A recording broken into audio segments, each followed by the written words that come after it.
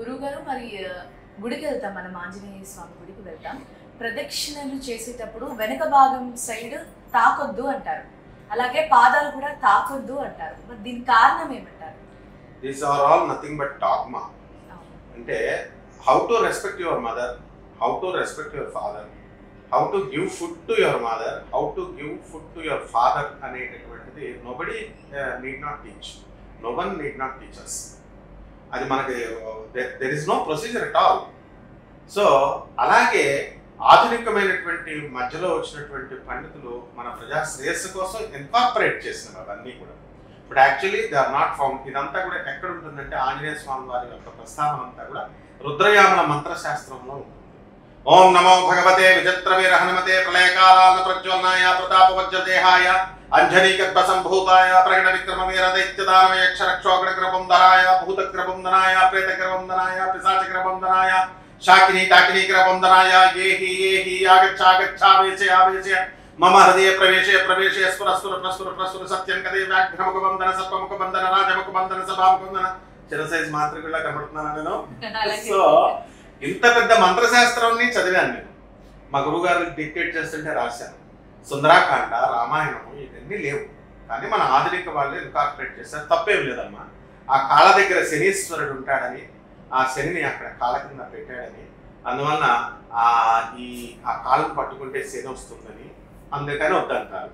అందుకే హృదయ భాగం ఉంది కదా, నిరంతరము అప్పుడు అందరినీ లవ్ చేసేది దేంతో చేస్తాము? హృదయాన్ని. సో ఆంజనేయ స్వామి యొక్క హృదయంలో రామచంద్రుడే ఉన్నారు. అక్కడ దన్న పెట్టుకుని పోయిందే ఉంది. అణువులోను ఆంజనేయ స్వామి. మనము అంగన్యాస కరన్యాసాలు మనం చేసినప్పుడు ఏమంటాం? ఓం హం హనుమతే హృదయాయ నమః, ఓం హం హనుమతే ఇలా మనం చెప్పి శిఖాయ వషట్టు శిరసే నమః అంగాంగాలు ఎలాగో చేస్తున్నాం. అందులో ఎక్కడన్నా పాదయోహన పూజయామి అని ఉంది. మరి ఎందుకు పాదాలు చేస్తున్నాం చెప్పు? ఇప్పుడు మన అంగన్యాస కరన్యాసం ఓం మత్స్యశ్రీ సీతారామచంద్ర మంత్రస్య ఇలా మంత్రదేవతలు ఉంటారు, ఛందస్సు ఉంటుంది, అన్నీ ఉంటాయి. హనుమాన్ యొక్క మంత్రాల్లో ప్రతి మంత్రంలో కూడా రుద్రయామల మంత్రశాస్త్రంలో క్లియర్ గా ఇవ్వబడింది. ఓం హం హూం అని చెప్పేసి బీజాలన్నీ హాతో వస్తాయి. అన్ని ఇచ్చి హృదయాయ నమః, శిరసే స్వాహ, శిఖాయ వషట్టు, పాదయ పూజయామి అని శాస్త్రమే చెప్తుంటే మనం పాదాల దగ్గర పూజ చేద్దని ఎట్లా కలగదు. ఇన్కార్పొరేట్ చేశారు పెద్దవాళ్ళు కొంతమంది.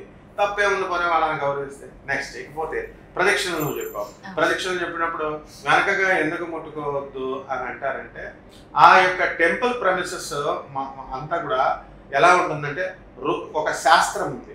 అమ్మవారికి పక్కన నుంచోకూడదు. ఎవరు నుంచోవాలో పక్కన?